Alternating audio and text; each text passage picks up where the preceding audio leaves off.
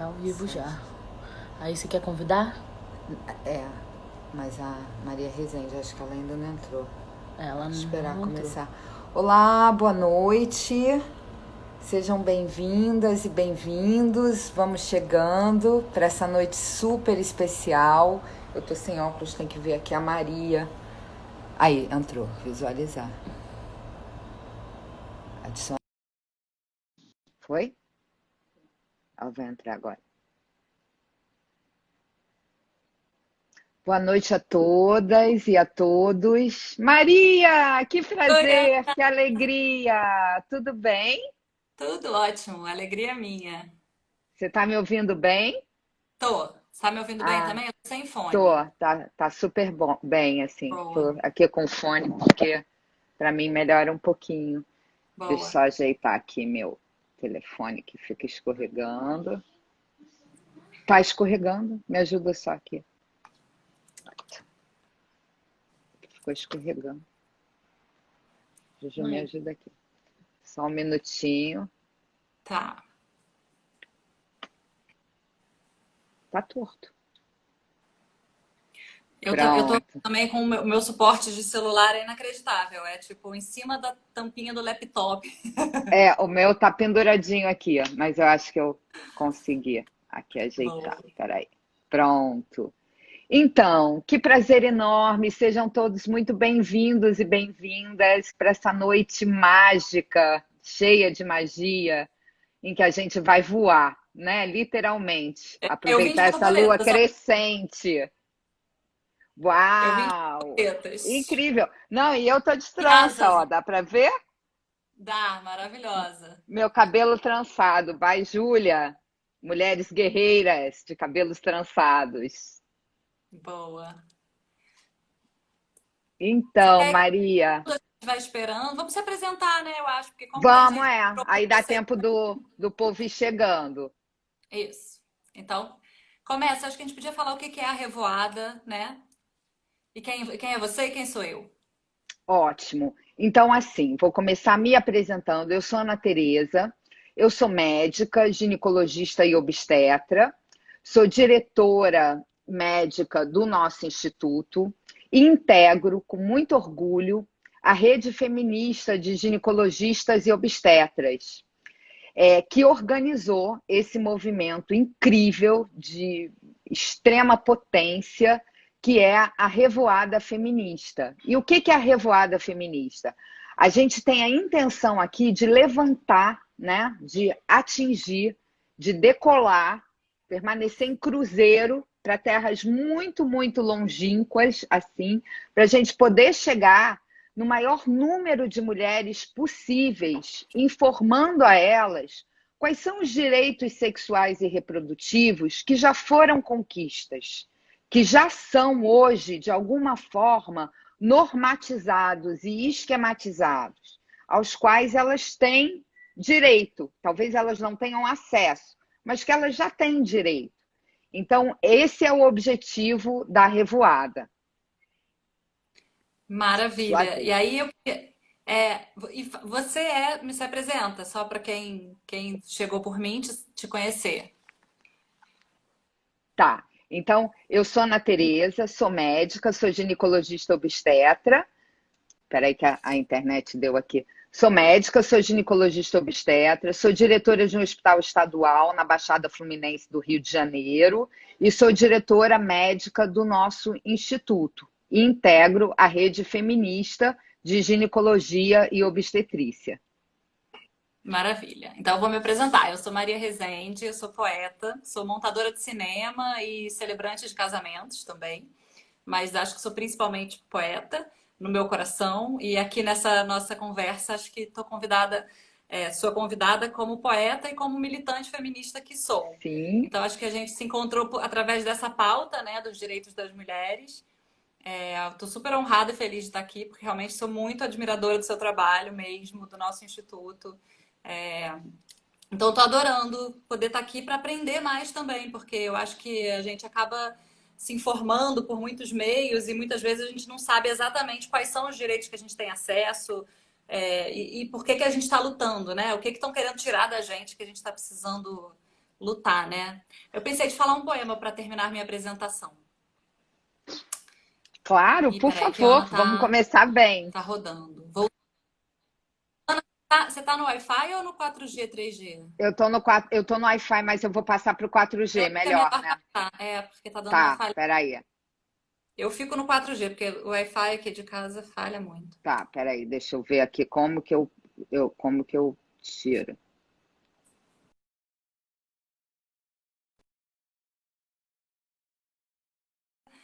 É, a melhor ginecologista, a Patrícia falou, Patrícia Ah, Lucimel. delícia.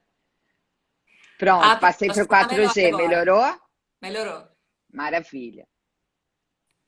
Tá com um pouco de delay, mas vamos esperar que de repente vai ajeitar enquanto eu falo o poema, que agora você mudou de coisa aí, ó. Vou dizer um poema que diz Vamos lá. assim: Uma mulher é uma mulher, ainda que palavras e formas não comportam o conteúdo.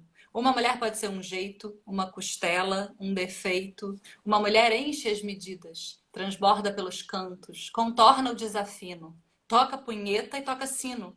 Uma mulher pode ser um grito, uma barriga, um precipício.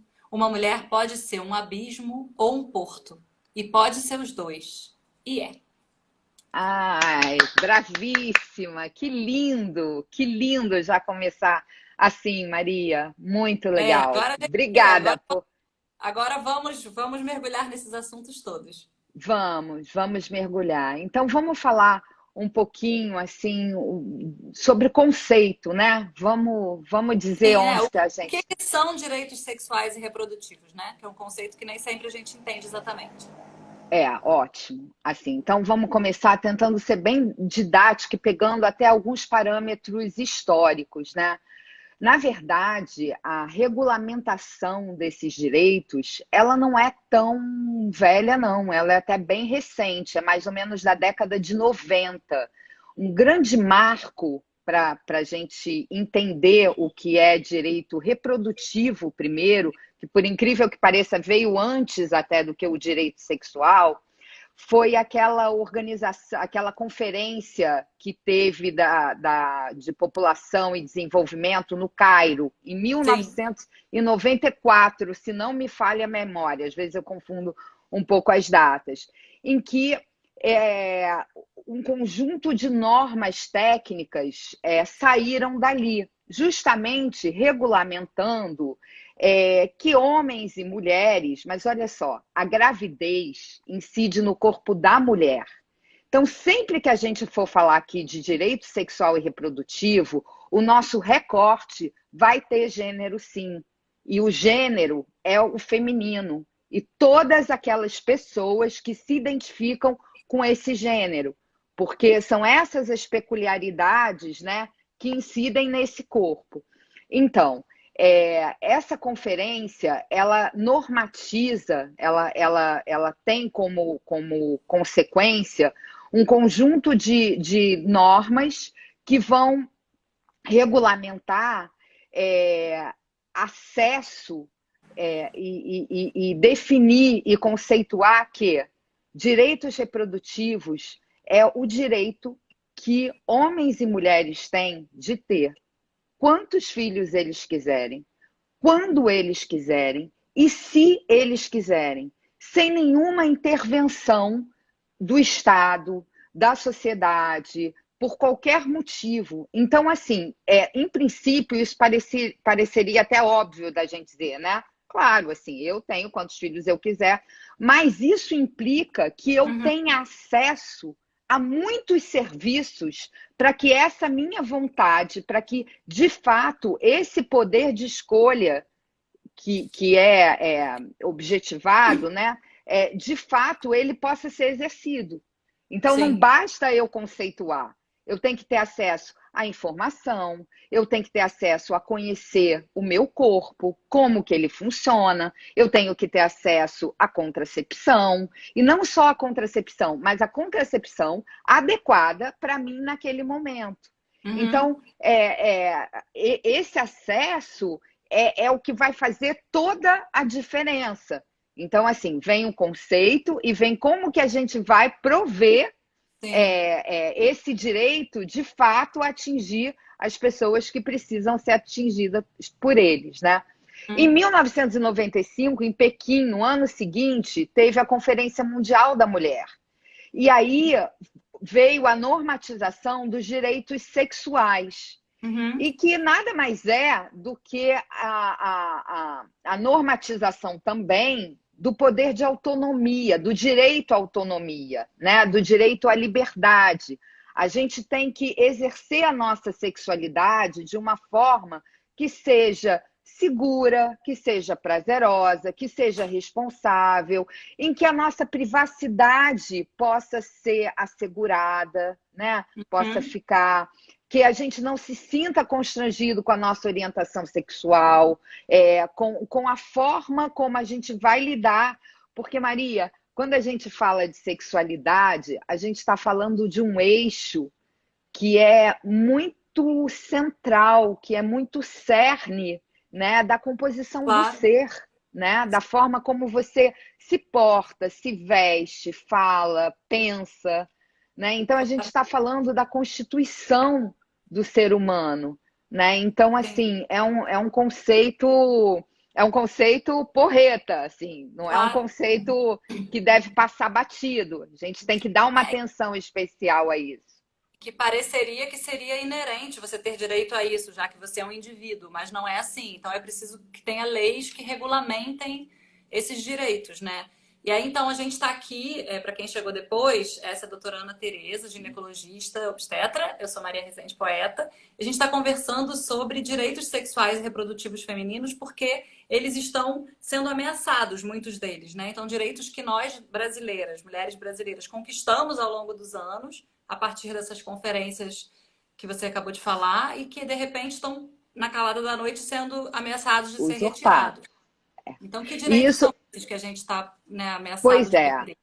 E isso foi uma das coisas que motivou essa revoada que a gente está fazendo hoje, né? A gente está aqui e a Rede Feminista de GO está com várias outras lives abertas, né? A gente está muito mais no intuito de querer capilarizar e multiplicar. Então, assim, a gente quer estar presente mais do que qualquer coisa, ao mesmo tempo, juntas, nesse sentido energético, né, de estar falando disso. Por quê?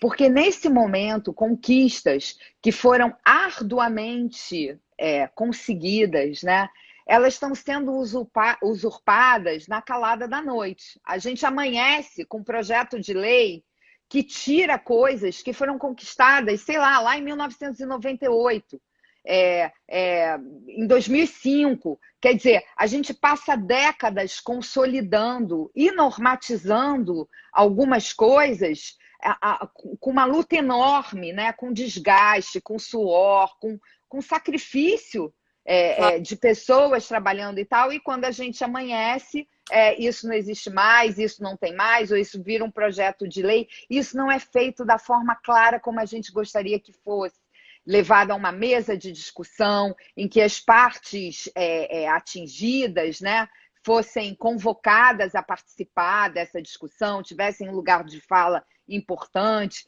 Então, muito por conta disso, a gente está voando hoje, a gente está fazendo essa revoada, porque eu dei 2 marcos importantes, as 2 conferências mundiais, mas aqui a gente já recortando para o Brasil, né, a gente tem várias leis que não são tão conhecidas e que acabam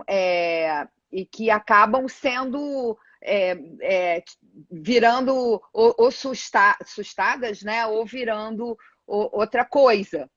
Outra coisa. Sim. Por exemplo, né? A Érica está perguntando quais são esses direitos que estão ameaçados. Pois por exemplo, né? A gente está falando de uma época em que a gente vive uma realidade de saúde que a gente está no meio de uma pandemia, né? Então, o que está muito em questão hoje? A humanização do parto, né?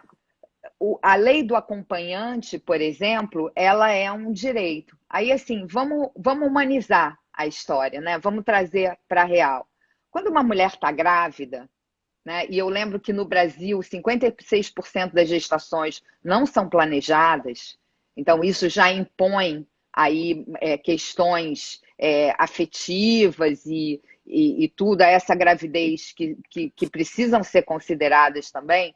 Mas quando uma mulher está grávida e quando ela entra em trabalho de parto, você desencadeia aí um processo que é um processo muito novo quando é uma primeira vez e muito cheio de comemorativos, né? Você está mais suscetível, você tem que, de alguma forma, lidar com a dor. Essa dor não precisa ser sofrimento, né? Se ela for uma dor acompanhada, se ela tiver. Então, assim, o acompanhante de escolha da mulher durante esse processo é fundamental, né? A Claro. lei do acompanhante. E olha, eu vou fazer o meia-culpa, né? Eu estou num hospital estadual. Assim que o Covid se instalou e que realmente a transmissão passou a ser uma preocupação de todos os gestores, como garantir que essa mulher continue tendo um direito constitucional de ter o acompanhante à escolha durante esse processo, Sim. né? O hospital tem que fornecer os EPIs, os equipamentos de proteção para esse acompanhante. O hospital as maternidades têm estrutura para acolher esse acompanhante, vai aumentar a circulação de pessoas, porque o que é mais fácil é proibir. Você está diante de uma pandemia, você tem todos os recursos na sua mão para falar, não, eu não tenho como respeitar essa lei, Sim. porque essa lei não vai de acordo, não dá. Então, assim, quando a gente vai, de alguma forma, tolher um direito que já está... A gente tem que fazer isso com muita responsabilidade, né? Claro. Será que você está mais protegendo do que expondo? Então, um dos direitos que eu acho que é muito precioso é a lei do acompanhante diante da pandemia. Outra coisa é acesso aos serviços de pré-natal. Serviço de pré-natal é essencial, é serviço essencial. Não é só câncer e cardiologia. Pré-natal é serviço essencial, mesmo durante a pandemia. Né? Claro. Os serviços têm que se adequar para continuar acompanhando as mulheres durante o pré-natal. Inclusive, acesso a exame. Tem um exame que você faz por volta do segundo trimestre, que é a coleta da glicose, né, da glicemia, em que você passa um período no laboratório, porque você tem que tomar a glicose, fazer aquela glicose ter efeito para fazer nova coleta. As mulheres têm que ter acesso a isso. Isso faz o rastreio de diabetes gestacional, que tem impacto seríssimo se você não controla. Claro. Então, assim, direito ao pré-natal, direito aos exames preconizados para o acompanhamento ao pré-natal. A lei do acompanhante deve ser respeitada. As maternidades devem... Já deu tempo. As maternidades devem se adequar para acolher o acompanhante de escolha. As maternidades ganham com isso. É melhor. Os indicadores de parto e de trabalho de parto, eles são mais... É fato, você mede lá com acompanhante, sem acompanhante, todos os indicadores são melhores. Então, assim, esses são direitos que acabam sendo... Um outro direito que, gente, é uma coisa assim que eu fico impressionada como a gente está tendo que discutir isso, é o direito àquele aborto previsto em lei.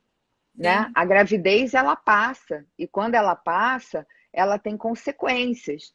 Então, assim, direito ao aborto...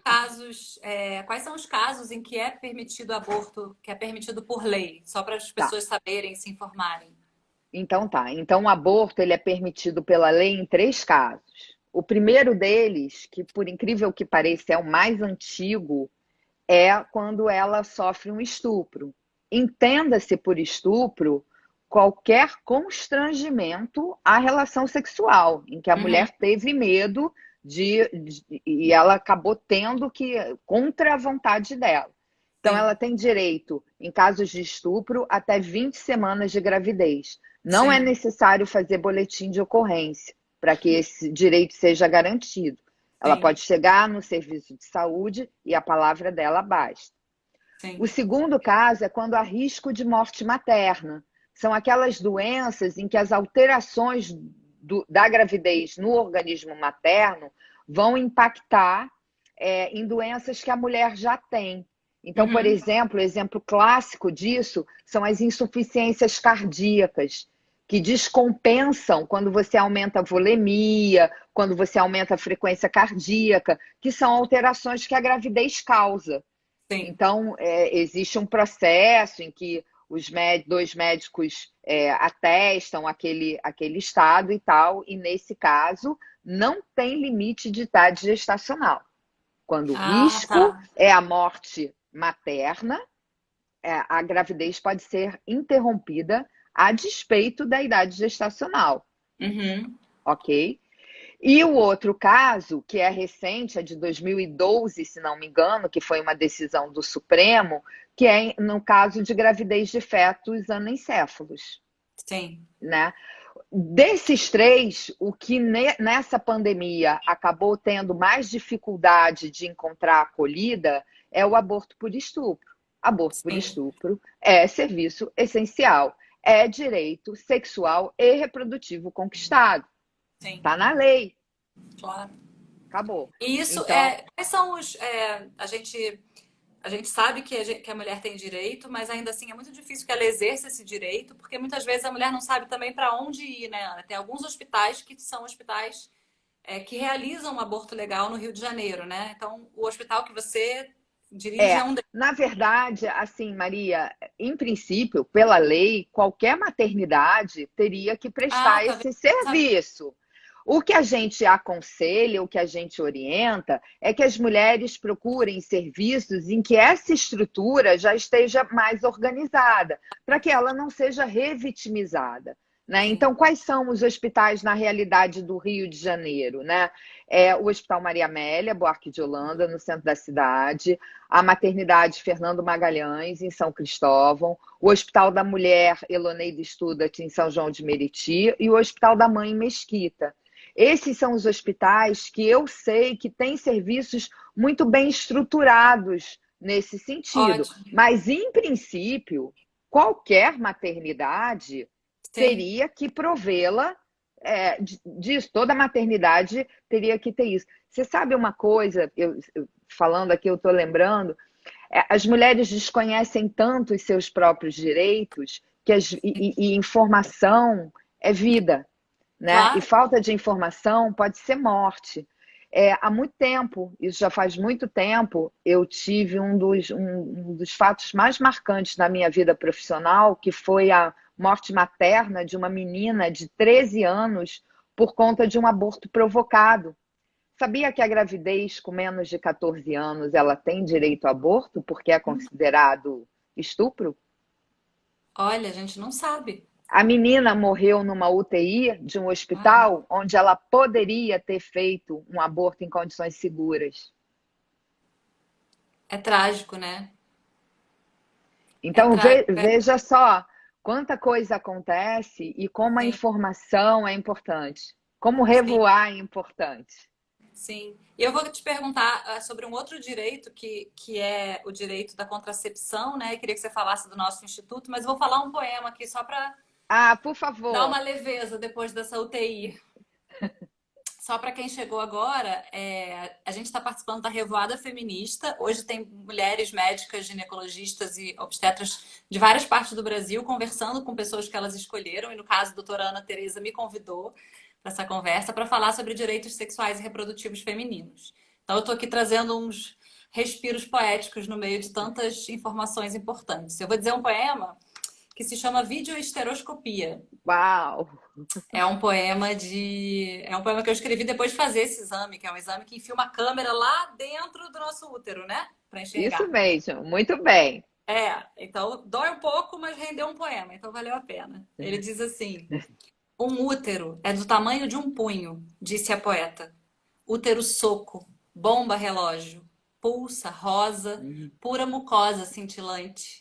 Um útero como farpa, membro fantasma, vibra, mudo, nunca se vê, nunca se pode esquecer. Útero lua rubra, deserto inexplorado até chegarem as câmeras da TV. O brilho da carne, o gemido aqui fora, salar, fiord, catarata, natureza exuberante explode. Um útero, salão de baile improvável, onde um dia, se calhar, pousará um cometa, surgirá um planeta. Um útero é uma casa pronta para morar. Ai, Maria, que coisa maravilhosa, que lindo, Que meu lindo esse Deus. poema para uma obstetra. Que lindo! Não, e é incrível, porque assim, e achei demais o nome do poema, Videoestereoscopia, né? Porque você teve acesso, ainda que num exame um pouco doloroso, Sim, ao seu útero, né? Quando incrível. é, a gente deveria acessar o nosso útero tanto simbolicamente como biologicamente, Claro. a gente deveria ter um acesso mais fácil ao nosso útero, né? E você tem razão, como dizia a feminista, o útero ele tem o tamanho de um punho. Isso, então, isso é o nome de um livro da Angélica Freitas, que é uma poeta Sim, gaúcha. eu conheço. E eu aprendi com esse título do livro dela, essa informação que eu não tinha. Eu sou uma mulher de 41 anos carregando um útero a vida inteira. Eu nunca soube que um útero é do tamanho de um punho e que ele se expande para caber um ser humano depois, né? Então, quanta coisa a gente não sabe. Esse exame, quando a câmera entrou lá no meu útero, eu tava com uma amiga, eu falei, pega uma câmera, pega o celular e grava. Porque eu fiquei maravilhada com aquilo, entendeu? Tinha bolinhas e tinha a carne rosa, uns pedaços meio vermelhos, e eu fiquei fascinada com aquilo. Ai, que Voltei para casa incrível! e fiz o poema. Mas Que é isso, né? Assim, incrível! eu que sou uma mulher que desejo que o meu útero seja casa, mas isso é um direito que eu tenho de escolher sim ou não e quando, né? E aí a contracepção é uma parte fundamental desse processo e é mais um direito essencial que nesse momento da pandemia também está sendo muitas vezes difícil das mulheres É, acessarem, né? E aí o nosso instituto, que está aqui, que é o anfitrião dessa nossa live, né? É uma organização que promove contracepção focado na juventude para evitar a gravidez na adolescência. E esse é um direito é. que eles estão agora fazendo valer, né? Olha, eu vou te dizer uma coisa, me dá uma alegria tão grande ouvir você definindo o nosso instituto. Eu sou dessas que choram, né? Você sabe. Assim, porque é exatamente isso, sabe? A gente falando dessa coisa da calada da noite, né? Alguém até não me lembro quem citou que passa uma boiada, né? Que a imprensa está preocupada com isso e Aham. tal. Enfim, na calada da noite, enquanto a gente está tentando lutar aqui, fazendo aqui, as coisas vão acontecendo de uma forma complicada, né? Teve uma norma técnica que tem uma tentativa de ser sustada por um projeto de lei que previu que a contracepção é um serviço essencial durante a pandemia, né? Claro, O acesso aos métodos contraceptivos. E aí eu acho que tem um argumento que é imbatível nesse sentido, que é uma informação das Nações Unidas, né, da Organização Populacional, do Fundo Populacional das Nações Unidas, que diz que durante a pandemia estima-se, isso é estudo, tá? Isso não é a Ana Tereza do nosso instituto, da rede feminista dizendo. Estima-se que 47 milhões de mulheres, obviamente, em países de média e baixa renda, acho que são mais ou menos 114 países. Gente, olha só, 47 milhões de mulheres estão, durante essa pandemia, sem acesso a métodos contraceptivos. Em consequência a isso, nós teremos 7 milhões de gestações indesejadas por meu conta Deus. disso.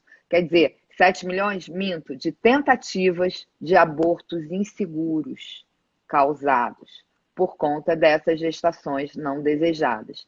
Lembrando que os abortos inseguros, eles têm consequências assim gravíssimas. E uma das coisas lá da década de 90, né, na conferência de Pequim, uma das coisas que foi normatizada, e olha só, o Brasil é signatário, né, dessas Claro, são conferências, o Brasil direitos, não são opiniões. existe a normatização de que o aborto inseguro ele deve ser tratado de forma solidária e humanitária. Isso está escrito. Uhum. Então, ainda que a gente não tenha o acesso ao aborto voluntário num país como o Brasil, as Uhum. complicações desse aborto, elas têm que ser tratadas, né? E o Claro. quanto antes. Então, olha quanta tragédia a gente Claro. pode evitar dando Sim. acesso a serviços que de fato são essenciais. Então, o serviço de contracepção é essencial. E aí, nesse momento de pandemia, o nosso instituto está fazendo um trabalho do qual eu me orgulho muito, junto com as minhas parceiras queridas, que a gente está realizando o que antes eram os nossos encontros presenciais, a gente está fazendo via Zoom, né? Então, antes a gente tinha muito foco na adolescência, e durante a pandemia a gente percebeu que a vulnerabilidade das mulheres aumentou muito por conta dessa falta de acesso. Então, a gente está fazendo isso via Zoom, todas essas orientações, e aí a gente tem duas janelas. Ou a gente consegue orientar, fazer a mediação dessa mulher para que ela seja acolhida num serviço público de saúde, onde a contracepção está sendo encarada como serviço Direito essencial. essencial, ou o próprio instituto dá conta de provê-la do método contraceptivo. E aí eu queria dizer que, assim, por que esse serviço à contracepção é tão importante? Não é só tomar pílula? Não, não é só tomar pílula. As mulheres, olha só, no Brasil, 56% das gestações são indesejadas. 80% das mulheres que engravidaram, elas engravidaram na vigência de um método contraceptivo. Por quê? Quanto? 80% dos 56% das gestações Não é possível. indesejadas é possível. Te mando as fontes todas, vou Eu disponibilizar. quero engravidar, gente. Eu quero esse negócio aí dessas mulheres. E qual é o método que eu tenho que usar para não dar certo e eu engravidar, Ana? Eu quero um método Mas inseguro desses aí para mim. pois Mas Maria, desculpa, te mas interrompi. Volta. por incrível, não, mas é uma 80% das inserção mulheres. muito pertinente, porque por incrível que pareça, né, a gravidez, ela não é um evento banal, nem para quem quer, nem para quem não quer. Ela Exatamente. tem muitos comemorativos que não são só os comemorativos biológicos. Você pode Sim. chamar de energia, você pode chamar de imponderável, você pode chamar da forma de afetivo, de emocional, de psicológico, mas Claro. você tem muita coisa. Olha, o corpo de uma mulher é um território, de magia, se a gente for, né, trazer a poesia. É um Claro. território de ajustes hormonais muito finos, muito delicados, muito sutis e muito potentes, E aí, por isso né? você está falando que eu te interrompi, que não adianta só tomar a pílula. Não, não é isso. Que tem.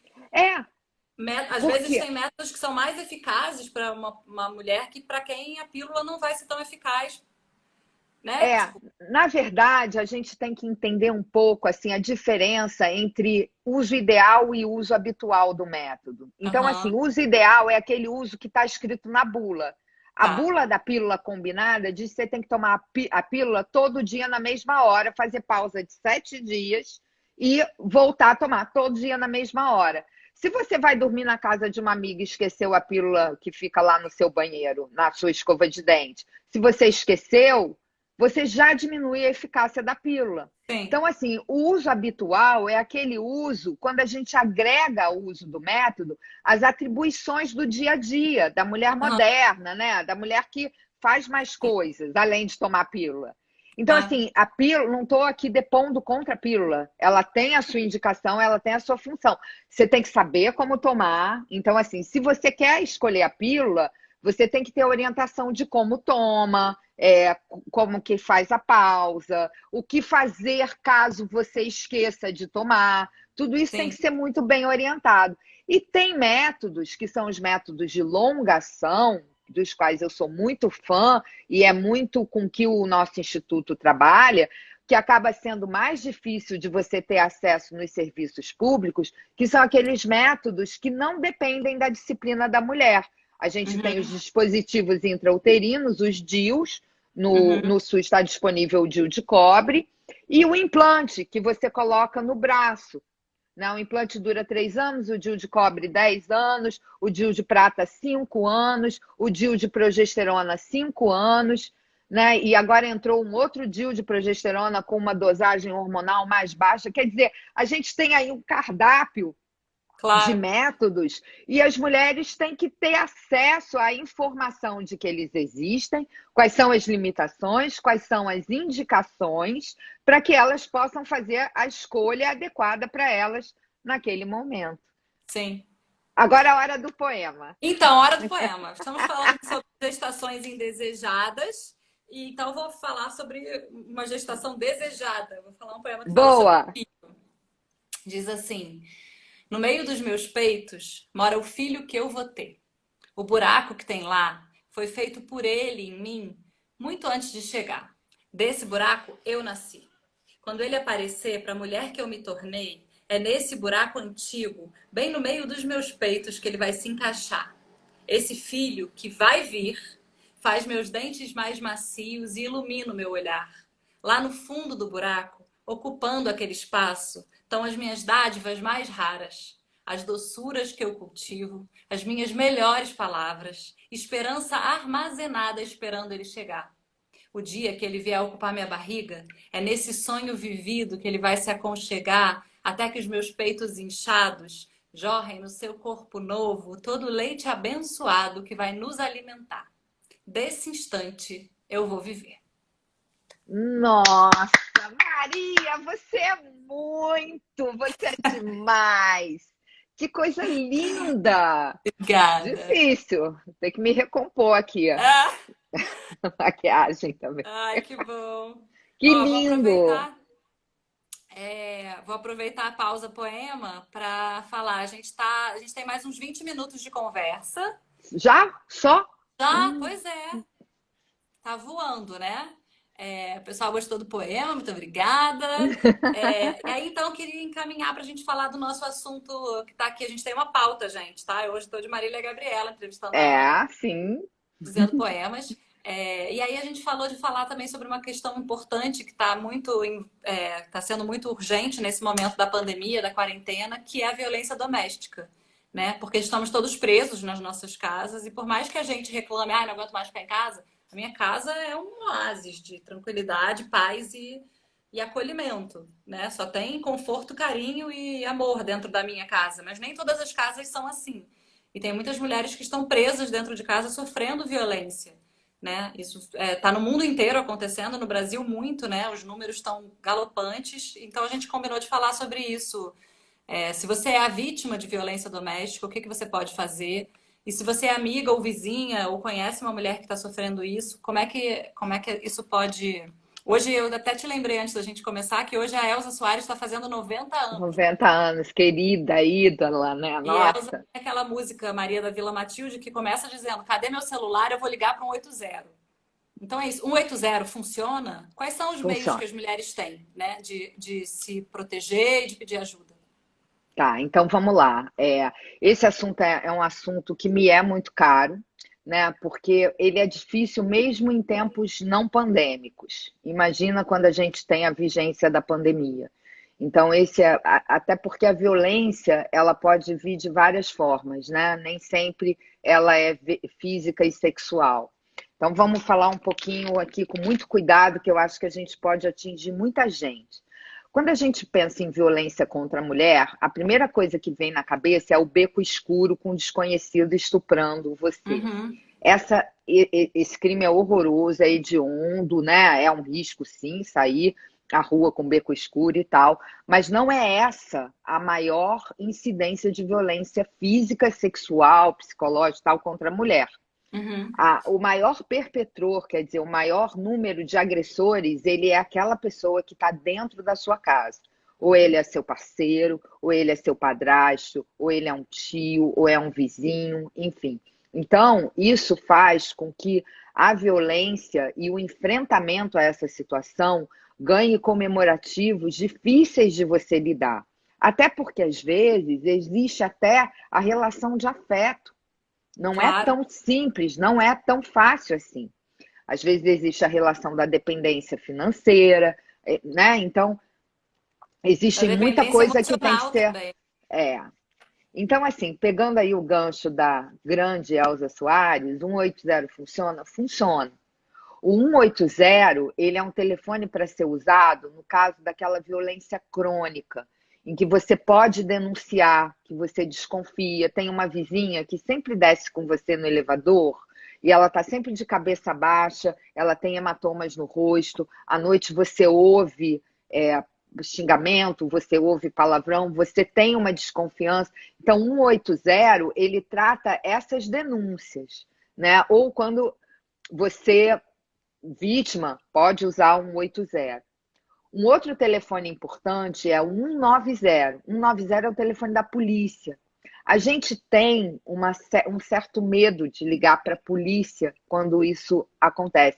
Eu sou uma pessoa que uso muito o 190. Sempre que eu vejo uma situação em que eu julgo que alguém está em risco. Então, assim, teve um episódio durante um evento de janela, que foi aplauso a profissional de saúde, em que o meu prédio inteiro viu na frente uma mulher numa situação de risco, ela correndo de uma varanda para outra. Ai, E eu, assim, foi automático pegar o telefone e ligar para o 190. E aí o vizinho de cima falou: ah, não, a Ana já está ligando. Eu falei: não, liga também. claro. Porque se tiverem várias pessoas ligando, aquela viatura, mandaram uma viatura para lá. Então, assim, o 190, ele é para ser usado numa situação mais aguda. Agora, olha só, Mas qual só é o uma primeiro... pergunta. 180, 190 vai dar na polícia. 180 é o quê? Delegacia da É mulher? uma ouvidoria. Ah, tá. Ele é um serviço que vai 180 ouvir. vai mandar uma ambulância, um camburão para sua casa. Ah, entendi. Não. Na hora O da emergência 180 aguda, vai tentar, vai tentar traçar com você uma estratégia. entendi. Ele vai te disponibilizar serviços que já existem. Tá ótimo. O 190 é agudo.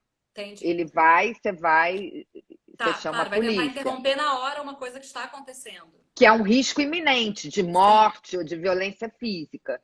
Uhum. Tá? Agora, olha só. Para aquela mulher que vive essa situação num silêncio, num esconderijo, numa camuflagem, o que a gente orienta é que ela não se cale na solidão dela. Que ela busque apoio, nem que seja em uma pessoa.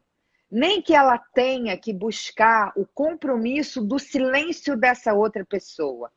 A gente percebe que na dinâmica de você se livrar da violência que você sofre, o primeiro passo é você sair da solidão. E você sai da solidão quando você conta para alguém. Quando você fala para alguém o que está acontecendo. Porque aí já são duas pessoas. Uma das coisas que eu vivi como experiência nas meninas da escola é que se você conta para uma amiga querida, uma colega de turma, que você sofre uma violência, no dia que você falta à aula, essa amiga fica preocupada. Você não vai estar mais sozinha, percebe? Essa amiga, mesmo que sem querer, ela vai fazer uma vigilância. Sim. Então, assim, você começa a construir a rede muito perto de você. Então, assim, eu digo de coração, não tenha vergonha. Não fique sozinha. A gente tá com você, para você. Procura a gente. Procura o site do nosso instituto. Procura um 180. Procura uma amiga. Você tem apoio. Se você está se sentindo sozinha, é porque você não tem coragem ainda para olhar. Mas é esse o primeiro passo. É você falar.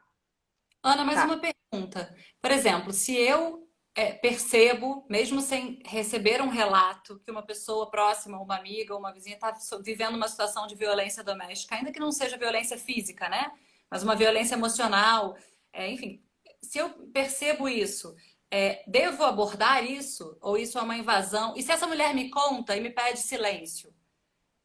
Eu devo respeitar o pedido de silêncio dela? Sim, É cuidar sim. dela? Ou cuidar dela é pedir ajuda por ela e vai invadir o espaço dela? Eu acho que isso é delicado de conversar, é importante da gente saber um pouco como é que Sim, o funciona. Porque a gente silêncio dela tem deve ser respeitado. ah, O silêncio dela deve ser respeitado. Mas isso não impede que você meta a colher.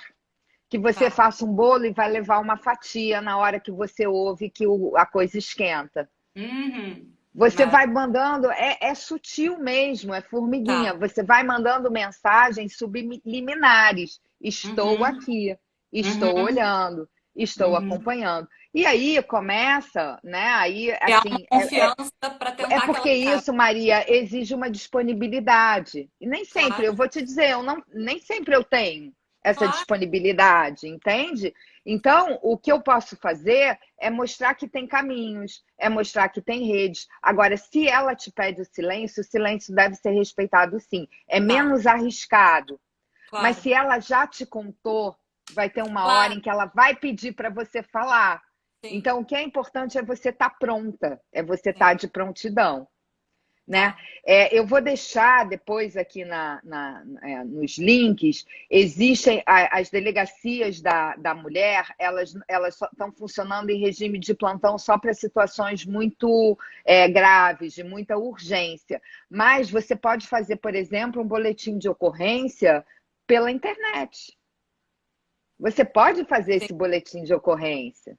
Você pode pedir medida protetiva no plantão da Defensoria Pública, sim, assim, em outros casos. Então, assim, esses são serviços que estão disponíveis e que a gente usa pouco, porque a gente fica constrangida. Imagina eu, uma médica, pós-graduada, mestra, como é que eu vou me expor em claro. ir numa DEAN e dizer que eu apanho do meu marido? Sim, Olha só, acontece, não tem classe. sim, O recorte de raça, o recorte de cor, é na mulher que é mais vulnerável porque ela tem menos recursos para se proteger. claro. E para Mas sair, basta você ser mulher.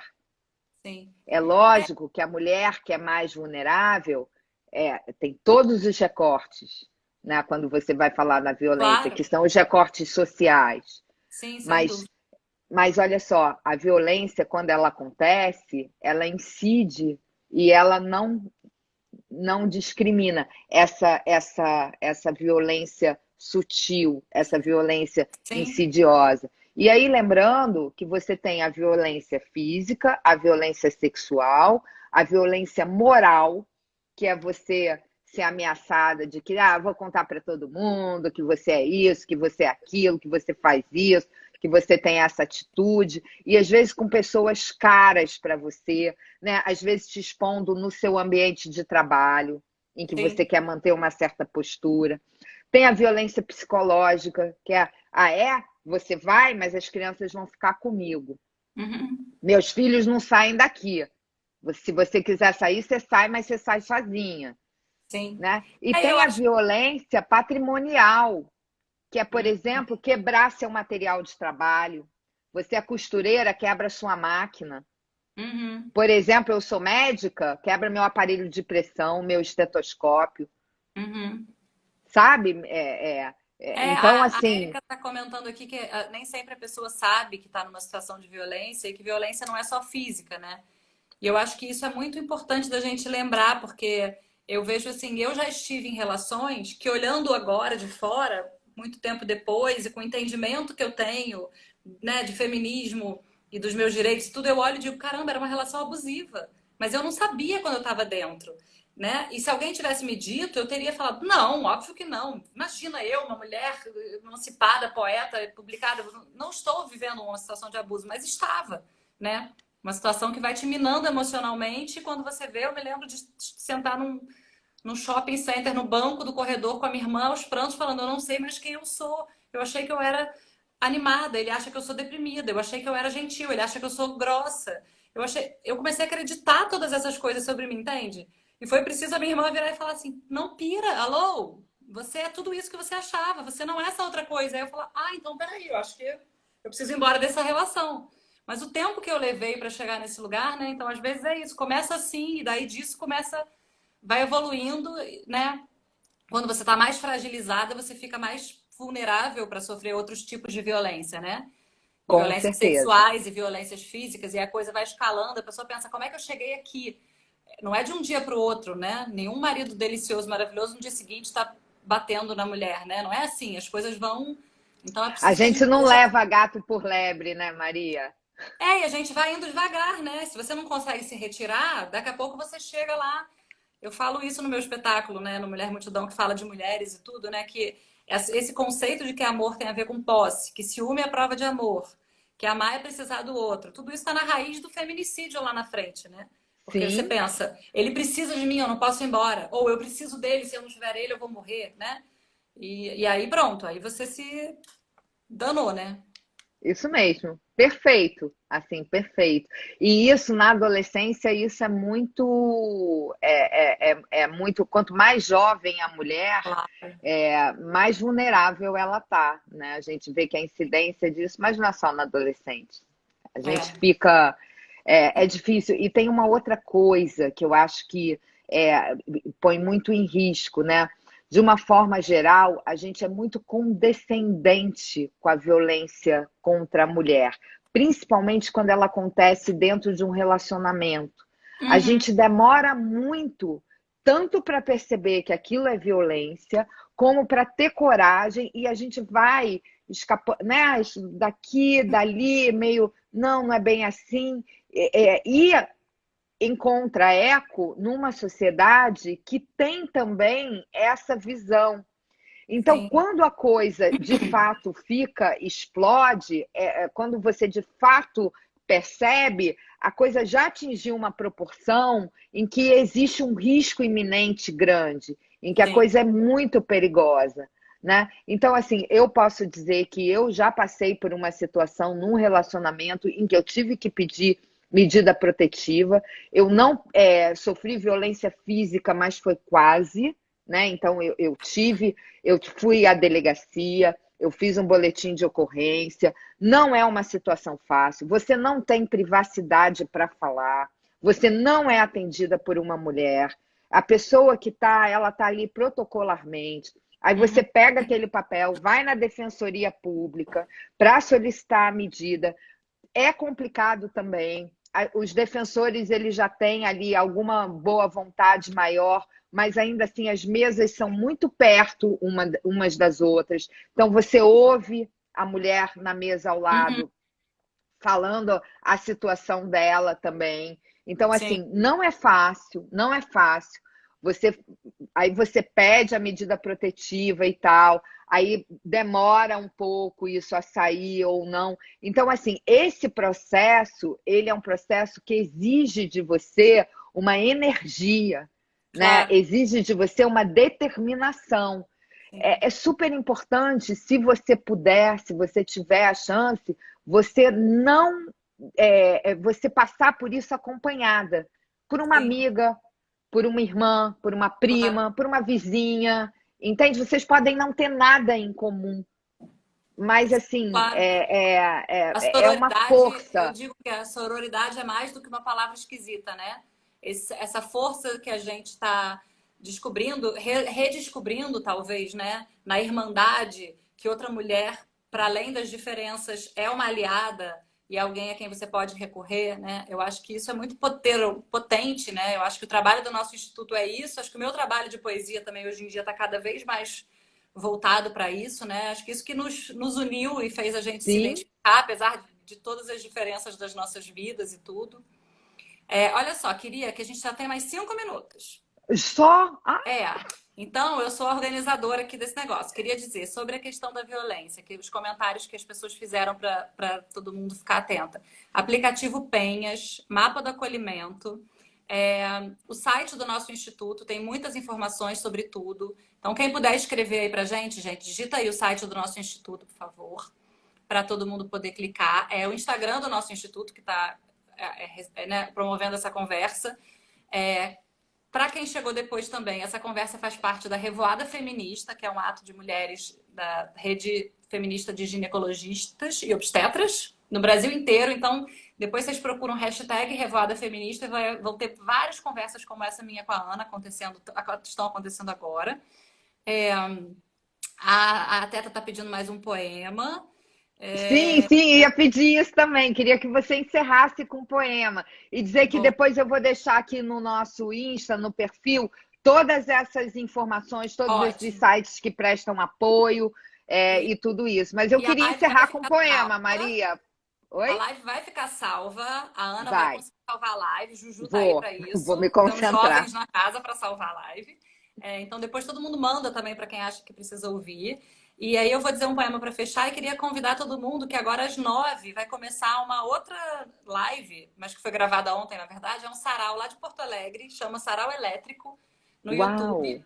E aí tem como convidados eu, o Fabrício Corsaletti, que é um poeta paulista maravilhoso, o Marco de Menezes, que é um poeta gaúcho, e a Bluebell, que é uma cantora paulista.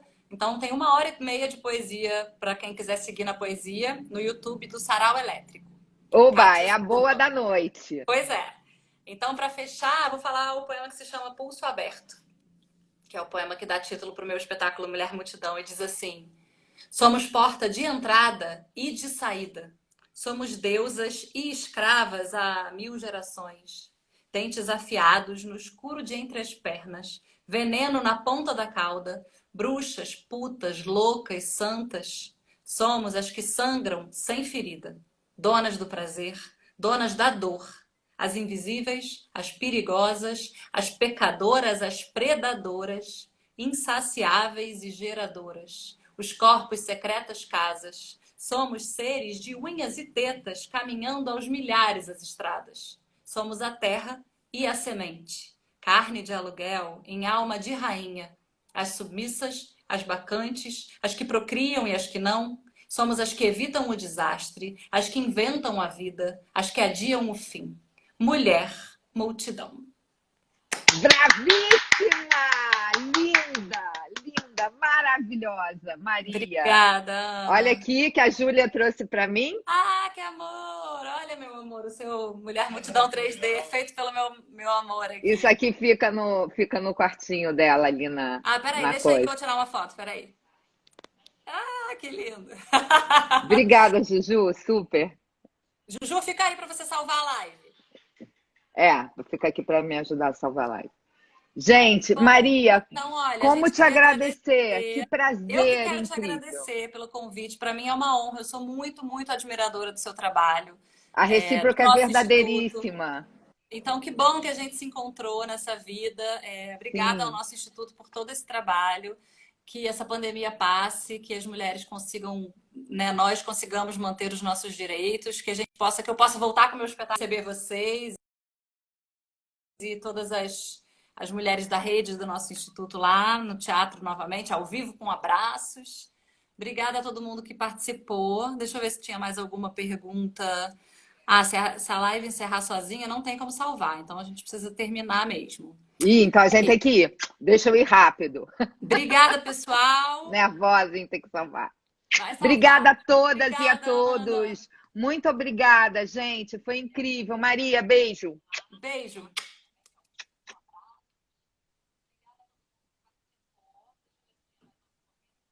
Encerrar agora.